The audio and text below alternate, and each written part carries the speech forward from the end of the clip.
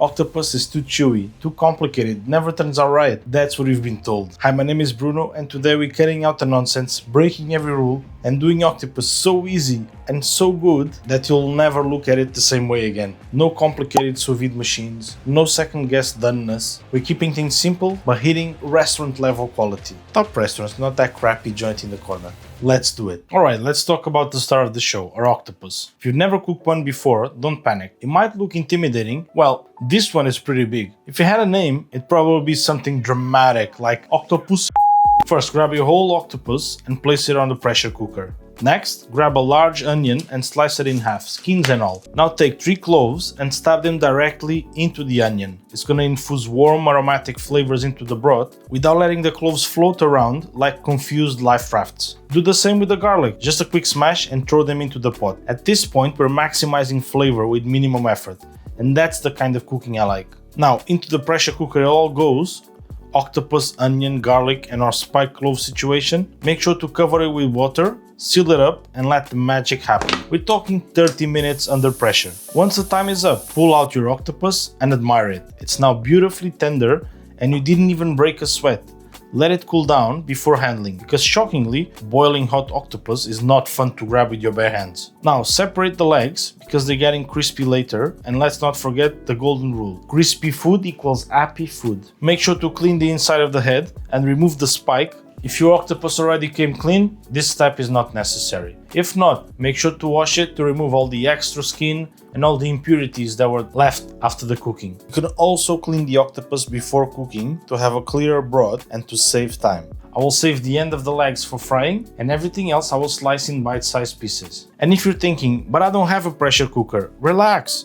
The slow simmer will still get you there. It just takes a bit longer, 2.5 hours longer. Now, most people will take this broth and dump it. First, let's strain it using a cheesecloth to remove all the impurities that were left there. Broth has absorbed every bit of ocean magic from our James Bond villain of an octopus, but we're about to take it even further. First, let's strain it, and once you taste it, you'll wonder how it ever made seafood without it. What we want to be left over with is this depth, richness, and that holy shit this tastes expensive factor. So this is what I'll do. I'll pour my broth into a large pot and turn the heat to a gentle simmer. Now I'm gonna bring some roasted fish bones, because that deep briny seafood richness doesn't happen by accident. If you don't have any fish bones lying around, which is perfectly normal, go befriend your fishmonger. Or just stand by the seafood counter looking confused until someone offers help.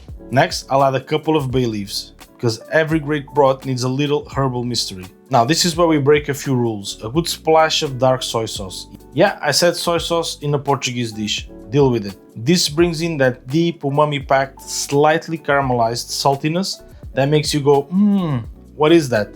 Then sugar. And before you freak out, this just smooths out any bitterness and balances the salt. You won't taste sweetness, you'll just taste better. And finally, some lemon juice. Just a little bit, not enough to make it sour, just enough to make you close your eyes and say, oh yes. Make sure to cover everything with water and we'll let this simmer for about 1 hour. The broth will darken and fill your kitchen with a smell so good you might get unexpected guests. And this is what's about to take our rice to another level.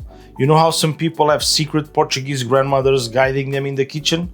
This broth is gonna make people think you have one. Strain it, and we have our flavor-packed liquid gold. At this point, taste it, and if it doesn't make you wanna drink it straight from the pot, something's wrong. Maybe you need a touch more salt, maybe another squeeze of lemon.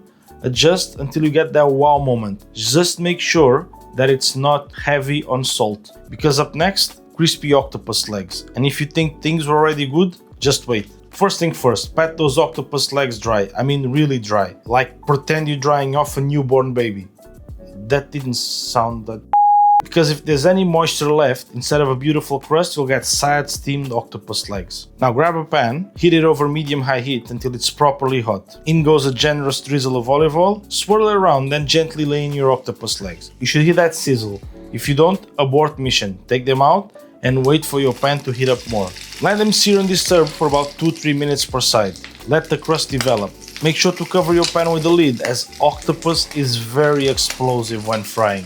After a few minutes, give them a flip, and if you've done this right, you should see a beautiful golden crust, maybe even a few crispy charred edges. That's what we want. That's what makes this go from good to next level. Fry for 3 minutes, and when crispy, now take them out of the pan and let them rest for a minute. Just like steak, octopus needs a moment to collect itself after all that heat. It's been through a lot, okay? The outside is crispy, caramelized and glistening. We know the inside is super tender. Now, time for our final act, the rice. First, our base. We're building our foundation, the thing that ties everything together. First, grab a wide, heavy bottom pan, something that can hold all this flavor without burning it. Heat up a generous amount of olive oil over medium heat. Don't be shy here. This is where it all starts. In goes our diced onion, red pepper and chili. Let it sweat, adding a pinch of salt. No rushing, no high heat, just a slow, steady softening process. You want it translucent and sweet, almost like it's melting into the oil. After about 5 minutes, bring in the garlic. We're talking minced garlic, garlic paste and garlic powder. Yes, all three. Why? Because we want garlic in every possible form. Stir that in and let it get fragrant. Not brown, just beautifully aromatic. Now here's where we start laying deep flavor. A heaping tablespoon of tomato paste goes in first. Stir it around and let it caramelize for about a minute. This gives it that deep, concentrated tomato flavor. Then we'll go in with diced tomatoes. Fresh if you have them, canned if that's all you got. Stir them in and let them break down, slowly releasing their natural sweetness and acidity. This is what's gonna give our rice their rich, velvety texture. Add some onion powder and let it cook for a minute. And at this point, your kitchen should already smell insane. Now let's hit it with some smoked paprika, warm, slightly smoky, and absolutely essential. Follow that with some sugar. This just smooths out any bitterness from the tomatoes and balances the flavors beautifully. And here's the twist, a splash of fish sauce. I know, fish sauce, really? Yes, really. It won't make the dish taste fishy, it's gonna supercharge the umami levels and make this rice taste like it took hours to make. To finish, add some white wine and let it evaporate all the alcohol. Now, add the rice directly into the mix. And don't add water yet, toast it first. This is a trick from Spanish and Portuguese cooking. Toasting the rice coats each grain in that garlicky tomato-rich oil, locking in flavor before we even start cooking. Add a good couple of pinches of salt, give it a good stir, and let the rice soak up all that liquid gold. And wait for it to turn slightly opaque. That's when you know it's ready for the next step. Now, remember that ridiculous good octopus broth we made? It's back, and now it's time to shine. Make sure your broth is hot and slowly pour it in, just enough to cover the rice. Stir, bring it to a gentle simmer and let it cook uncovered over medium heat.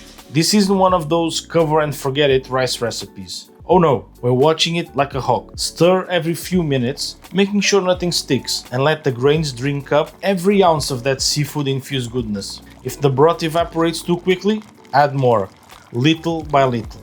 What we want is a creamy, almost risotto-like consistency. Not soupy, not dry, just perfectly rich and tender. Once the rice is nearly done, time to taste. And if this doesn't make you stop and appreciate life, probably means it needs a pinch of salt, maybe some lemon, so you adjust it until it's perfect. And for the creamiest of rices, add some butter and mix it in. Yum! Fold in the tender octopus pieces from the body and tentacles, not the crispy legs. This will let them warm through and soak up a little extra flavor before serving. At this point, the rice should be deeply savory, slightly smoky, packed with layers of richness, and just begging for those crispy octopus legs on top. And we've done the hard work. We've tenderized our James Bond villain, we turned the broth into liquid gold, crisped up the legs, and built a flavor-packed umami-rich rice. Now it's time for the final act. At this point, if you're not smiling like an idiot and already thinking about your first bite, please check your pulse. If after eating this dish you don't change how you think about octopus, no one can help you. Oh, ho, ho, ho, ho. This is next level. Buttery soft, melt in your mouth perfection. And that rice, I don't even know what to say. Absolutely incredible. And at this point, if you're not already planning to make this again next week, we need to have a serious talk. Alright, that was insane. Crispy, tender, rich. Everything you want in an octopus dish and some more. Check out this video here where I make a restaurant quality octopus dish that will make you the king of your house or queen. Don't forget to like and subscribe, and I'll see you there.